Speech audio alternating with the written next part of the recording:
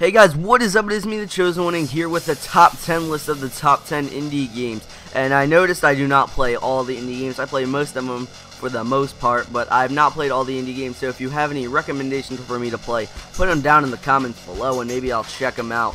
Because I'm always looking for new games to play and that would be awesome. So let's hop right in here with number 10. At number 10 we have Capsize, and Capsize is a fast-paced 2D platformer developed by Alien Sharp Games that focuses on intense action and exploration. I got this game off the Humble Bundle for $1, and I was so happy that I picked this one up. I would not have known about it otherwise, but right now you can buy it for $10 on Steam.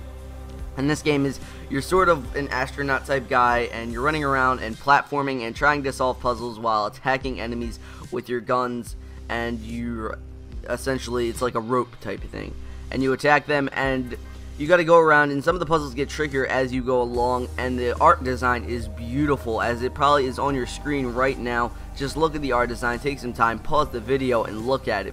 It just looks absolutely astonishing, and that is one of the things I like about this game. So yeah, that is number 10, and let's hop right on over to number 9. And at number 9 we have Gunpoint, and this game blew me away. This game is crazy. It is essentially Watch Dogs, but 2D. And what you are, you're a stealth, a secret agent, and you go around into buildings. You have to rewire things, you have to hack things, you have to destroy the guards, and you have to hack whatever it tells you to hack. Each building is different, each building is unique, and the game just keeps getting harder and harder to the point where it even gives you 3 skips, which is pretty interesting. So you're not stuck on one level for days upon days upon days upon months upon years. Yeah, you get the point, but you're not stuck, and it will finally let you switch, but it only does it 3 times, so it's not too overpowered. And I've been playing this game for a while now. I picked it up on the Steam sale, and I'm glad to say I bought it. I do believe it is $10. This is one I really recommend you guys to pick up if you're looking for a cheap, inexpensive game that is a lot of fun. So yeah guys, that was number 9. Let's hop right on over to number 8. And coming in at number 8, we have Ace of Spades, and you're probably looking on the screen like, what the fuck is this? Is this Minecraft? No, it's Ace of Spades.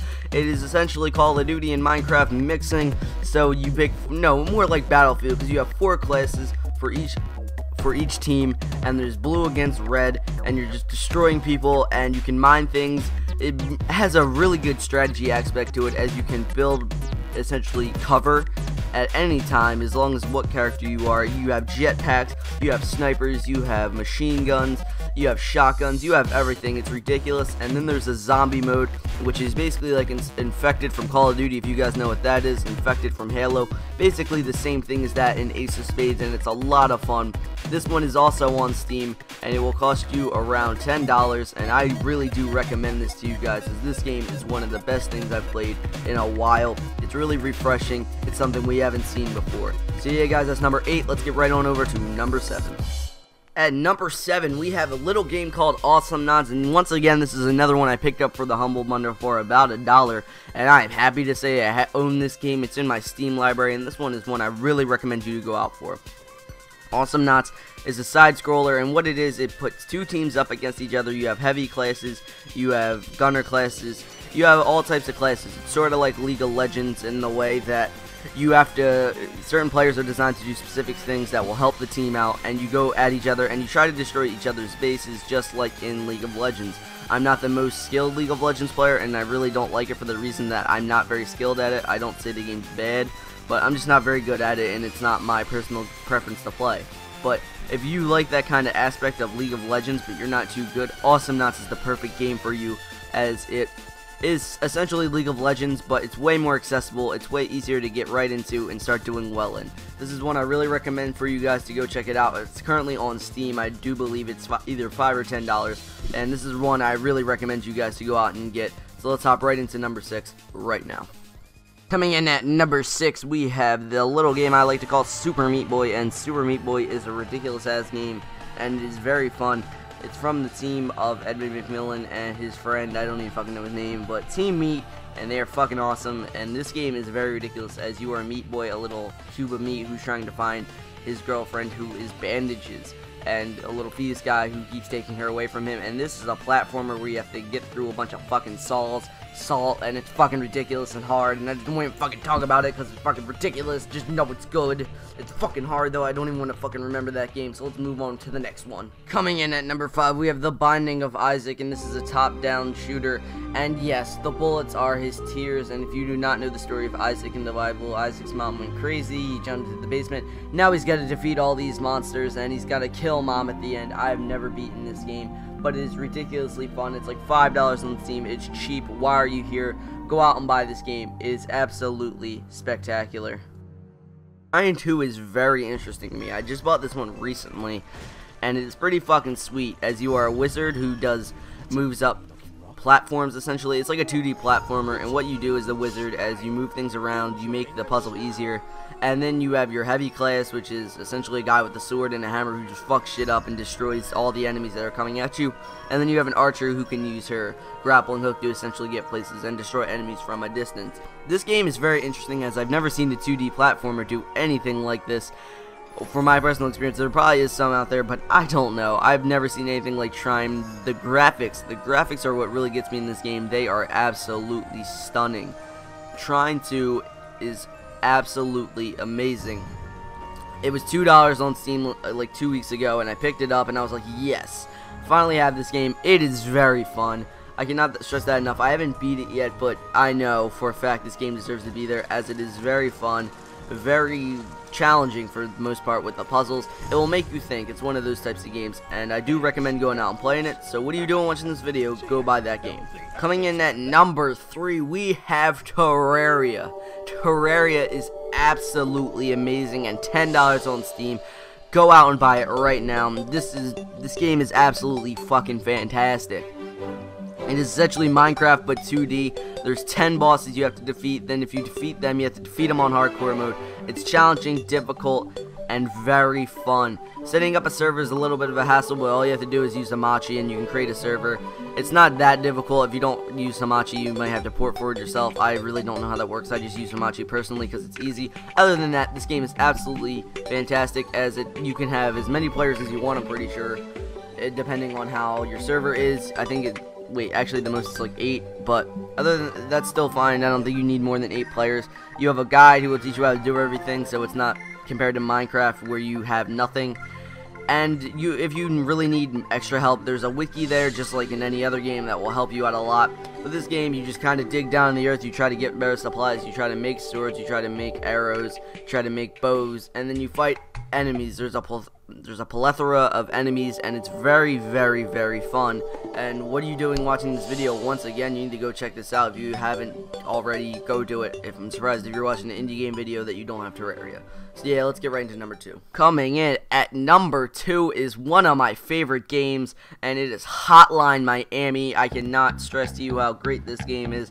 Hotline Miami is absolutely spectacular. It's a top-down shooter slash melee slash whatever, and it has an awesome soundtrack that you're hearing right now, as this game has one of the best soundtracks I've ever heard in a game. So essentially, you're an 80s hitman, and you have these 4 guys with masks telling you what to do. There's actually 3 telling you what to do, and you go out and you fucking kill people in a top-down shooter manner, and it is very, very difficult, but it is so addictive. That is the problem with this game. It's so hard but so addictive. I have not even beat this game yet. I'm like 2 levels away from beating it, and I'm stuck. This game is just so hard, and if you want a challenge, this is the game for you. If you want to have a great soundtrack, this is the game for you. I don't know how you haven't got this already, but all I'm saying is you should. So let's hop right into number 1. Quick writing before we get into number 1, I want to have an honorable mention, and that game is Bloody Trapland. And this game is really, really good. It is a platformer, and what happens is there's just a bunch of blood and gore. It's a platformer that is very hard. It's kind of similar to Meat Boy, but not Meat Boy. It's the difficulty of Meat Boy. Maybe Meat Boy is a little bit harder than this, but this game is fun. You're like 4 cats. If you play multiplayer, get 3 of your friends. That's how I recommend playing this game, because alone it's not the most fun. But with 3 other friends you have, or maybe 1 other friend, if you play this game in multiplayer at all, you're guaranteed to have a good time, as there's a lot of fun to be had in this game. It's on Terraria, and they're trying to get it voted on greenlight, so I really recommend you guys go vote it up on greenlight so we can get this game on Steam. That would be great. I have a Terraria copy right now, and I really appreciate this game. It's very good, it's very challenging, and it's very funny to play with friends because you always end up having a good time. So yeah, guys, that was just a little honorable mention. Let's hop right into number 1 right now because I'm sure you're dying to hear what it is. So let's get into number 1 right now.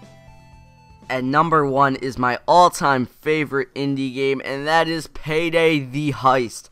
Payday the Heist is a bank robber simulator, and we have Payday 2 coming out in August, this time for the Xbox, the 360, the PS3, and the PC. I personally have a copy of Payday 1 on the PC. I might get Payday 2 on the Xbox to play with friends, but Payday 1 was not on the Xbox 360, it was only on PS3 and PC, and this game is absolutely fantastic.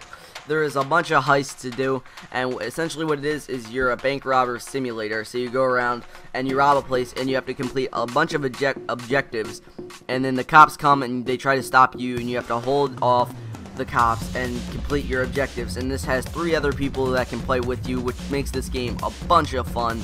And this is the one that you have to buy no matter what.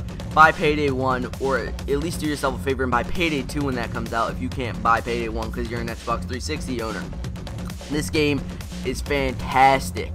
It is so much fun. I played this many hours, and the unlocks keep you playing longer as you get more guns, you get more equipment, such as medic bags, ammo bags, and the drills are what kills me in this game. They are so long. If you played Payday, you know what I mean. The drills are constantly breaking.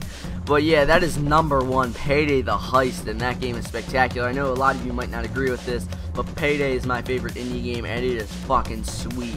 So yeah, guys, that's number 1, and this is my top 10 indie games list of 2013. I hope you enjoyed, and as always, if you could leave a like, if you could subscribe to my channel for more awesome top 10 lists or awesome commentaries or awesome let's plays, whatever I decide to do, you can do that. And comment down below some of your favorite indie games, because that would be awesome. Always looking for new stuff to play, as I said.